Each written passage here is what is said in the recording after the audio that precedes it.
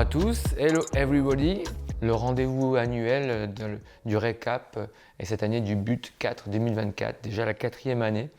Et donc on va faire un petit bilan, à la fois on va commencer par un bilan sportif, un bilan technique, un bilan humain et on va parler aussi un petit peu de l'avenir, donc du but 2025. Donc d'un point de vue sportif, bon déjà on était à 2 semaines après l'événement.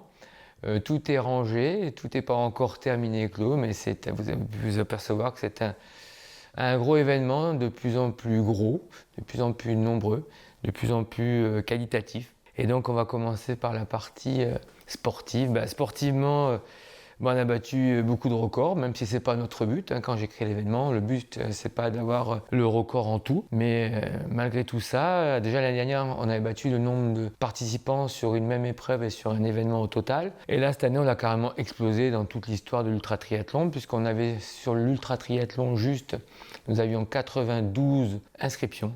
C'est inouï, parce qu'on n'a jamais dépassé 64 par le passé. Et là, en plus, sachant qu'il y avait le quintuple, avec déjà ne serait-ce que plus de 50 inscrits et 45 partants. À cela, on peut ajouter aussi les marathoniens et les 24 heures runs, qui représentent à peu près une cinquantaine d'athlètes en plus. Donc ça aussi, c'est en totale évolution. Si on en vient au niveau compétition, autre record aussi, le record de participation féminin, puisqu'au total on frise les 33% de participation sur l'ultra-triathlon et sur les marathons on est à plus de 30%, donc c'est génial. Et le nombre de pays, puisque pays au total, toutes catégories confondues, on arrive à 25 pays, presque 26 d'ailleurs, allant de l'Amérique du Sud, l'Amérique du Nord, jusqu'à la Finlande en passant par des îles comme Chypre, Malte, et un peu tout ça, et tous les pays d'Europe évidemment. Sportivement également, alors cette année, si on part sur le quintuple, puisque cette année, comme chaque année on organise la Coupe du Monde, on est une manche de Coupe du Monde d'Ultra Triathlon. Cette année on était la première manche, pour la première fois depuis 4 ans. Et également on était support des championnats du monde sur la distance quintuple. C'est la 2e fois je crois de l'histoire évidemment, parce que la première fois c'était en 2005. Et depuis il n'y avait pas eu de championnat du monde sur le quintuple. Sachant que le but, j'ai créé le but sur la base et le temps chronologique du quintuple continu, qui est le seul quintuple continu des manches d'ultra-triathlon IUTA. Maintenant, si on rentre un peu plus dans les détails des résultats et des records, ce côté quintuple, donc je vous disais 45 partants pour 52 inscrits, donc 12 femmes inscrites, 11 partantes, c'est inouï, c'était absolument génial. Donc on est très heureux pour les femmes, puisqu'elles ont pu avoir une vraie compétition entre elles. C'était absolument magique, mais pas qu'entre elles, puisque, point de vue scratch, toute catégorie confondue, premier est un homme, c'est Kenneth Van Thuyn, qui récupère le titre de champion du monde du quintuple, après avoir récupéré celui du DK l'année dernière en Suisse à Buchs. Et la deuxième scratch, c'était Marelle Hertel, qui récupère, elle, par contre, le record du monde féminin, qui le bat depuis plus de 10 heures, puisque le précédent recordman du monde, c'était Xandi, Alexandra Mexner, et à présent, c'est Marelle Hertel en 73 heures et 52 minutes, qui se rapproche à moins de 5 heures du record du monde masculin. Kenneth ne les mérite pas non plus, puisqu'il est à 30 minutes du record du monde, qui a été établi au but l'année dernière par Adriane Costera. Et 3e au scratch, c'est une féminine encore, c'est Eva Hurlimann en 81h19. Je vais m'arrêter là pour les chronos, parce que sinon la vidéo va durer 1 heure. Mais voilà, donc les 3 premiers masculins, c'est Kenneth, 2e c'est Guillaume, donc un Français, donc absolument génial. Et 3e, c'est Mateusz Winieski, qui vient pour la 2e fois au but. Après s'être essayé au double, il a fait directement quintuple, et puis avec un temps sympa de 87 heures. Et chez les femmes, la 3e, c'est donc Rita, une Allemande, donc en 92 heures. Donc les 3 chronos sont absolument très très bons, quoi. On va dire que la première et la 2e féminine battent le record du monde de 2005 quand même. Voilà. Ça c'est pour le côté champion du monde, j'insiste un peu là-dessus, parce que malgré tout c'est les champions du monde, on n'accueille pas les champions du monde chaque année.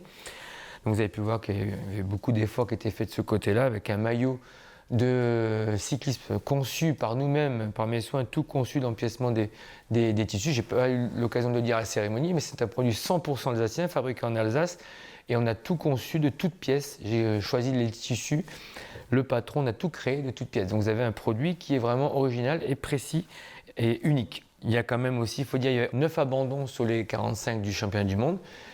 Mais c'est uniquement des hommes qui ont abandonné. Et oui, parce que chez les 11 femmes, les 11 sont arrivées. Donc je persiste et je signe, les femmes sont très très très résilientes. Dans ce sport, en général, plus c'est long, plus les femmes sont représentatives. Si on passe au triple, le triple c'était la course la moins représentée, mais quand même avec 11 participants, une seule femme, Maggie Phil. Voilà. Et les 3 premiers sont Thomas, Jean-Philippe et Valentin, donc bravo à eux. Sur le double, ils étaient environ 22. Le premier, je suis particulièrement fier parce que c'est quelqu'un que je suis qui a une licence Bretzel Team. Et donc c'est Maximien Wustekle pour sa première tentative qui finit en 23 heures. Et donc je suis très heureux. Le deuxième, c'est Marcin Kompa qui est revenu mieux. Le troisième, c'est Vincent Liveros. Et chez les femmes, c'est quand même pour la première fois une Ukrainienne qui gagne, Yulia, donc une Ukrainienne, il faut le souligner, et qui gagne en 27 heures. Bravo. Et Alexandra Misk pour sa première tentative qui est canadienne. Et troisième femme qui n'est malheureusement pas terminée, c'est notre amie Françoise Martinez, donc d'Alsace. Au niveau du triple day, le premier c'est Joseph Rocop qui vient chaque année, qui habite, je rappelle, qui habite la ville jumelée avec Colmar à Győr. Et le deuxième c'est Thomas Brackman et troisième c'est Brad Kelly qui est revenu, bravo à lui. Et quatrième Richard Couturier qui non seulement est athlète mais en plus de notre côté bénévole qui nous a aidé sur l'organisation les 3 premiers jours, qui n'a pas compté ses heures. Donc bravo à lui. Et concernant le double day, donc là ils étaient 4 au départ, seulement 2 à l'arrivée. Donc c'est Laszlo Kotti et Bela Guri, les 2 inséparables hongrois. Bravo à eux. Et si je reviens sur le triple continu, il y a aussi un athlète également qui à la fois qui courait contre des maladies, qui a fini son triple day. Bon, certes hors délai, mais qui était également bénévole sur l'organisation, et c'est Nicolas Naudin, donc on le remercie également. Je ne peux pas citer tout le monde, puisque cette année vous étiez 88, donc ça fait beaucoup de noms, et la vidéo durerait 2 heures. Donc excusez-moi pour tous ceux que je n'ai pas cités, mais je ne vous oublie pas. Concernant les ultra-runners, au niveau du 24 heures run, le record de l'épreuve a été battu, avec 203 km.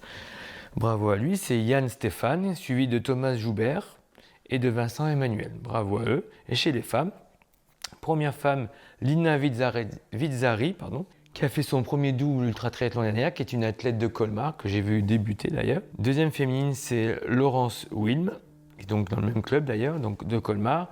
Et troisième, c'est Christelle Roth aussi. Bravo à elle. Et donc maintenant, après les 24 heures, on va parler du challenge marathon. Dans le challenge marathon, là, une nouvelle fois, les femmes, chapeau. Parce que première scratch, c'est une femme, Alice Mendes, chapeau, qui a fait parcours les 5 marathons en moins de 19 heures. Suivi de Rémi Duboc, excusez-moi, Valentino Cortez, bravo. Et chez les femmes, donc, c'est suivi de Sophie Hermès et de Sabine Marjorie. D'ailleurs, je vois que dans les 10 premiers, 3 femmes au scratch. Donc, c'est vraiment les femmes montent en puissance et bravo. Moi, je suis particulièrement pas surpris du tout et j'encourage les femmes à venir de plus en plus. C'est pas du tout un sport d'homme, bien au contraire. Voilà. Et bien sûr, notre Jojo est toujours présent et il ne finit même pas dernier parce qu'il est suivi d'Alain Riquelme cette année, notre doyen, quand même cette année, 73 ans. Jojo, 71 ans. Je tiens à le souligner, ils sont toujours là chaque année. Merci à eux, merci pour la joie de Jojo qui allume toujours le feu. Et pour terminer, c'est pas un résultat officiel, mais c'est quand même notre Bretzel Race, cette course populaire qu'on fait le vendredi soir, qui certes peut des fois un peu bousculer ceux qui sont en course depuis 4-5 jours, mais malgré tout, c'est un petit moment, un petit poumon d'oxygène, on va dire. Et là, cette année, on arrive à plus de 70 participants qui englobent des salariés de nos partenaires, des équipiers, des athlètes, mais également nos propres bénévoles, nos SNU évidemment, que vous avez pu voir cette année, encore une fois. Et puis il y avait carrément des teams d'entreprise, donc merci à eux, parce que cette vidéo est destinée aussi à nos partenaires. Il y avait la team TP Service, la team Batibois Alsace, la team Illico Travaux, une team Colup aussi. Et je crois savoir que l'année prochaine, j'ai une team derrière moi, mais un peu plus loin, il y aura une team d'une entreprise qui est à vol d'oiseau, 50 mètres derrière moi. Donc merci à vous tous, c'était une véritable réussite, un engouement. On a testé cette année d'ailleurs le chronométrage électronique parce que ça devenait compliqué manuellement, et merci encore au monocycle. Même si je pense que maintenant on a atteint le seuil où on a trop de participants et ça va être compliqué à gérer en même temps les monocycles et les vélos. Donc je m'excuse d'avance à ceux que ça a pu déranger. Donc le côté sportif est ainsi terminé. Et on va passer, ce sera plus rapide par la suite, à la partie technique.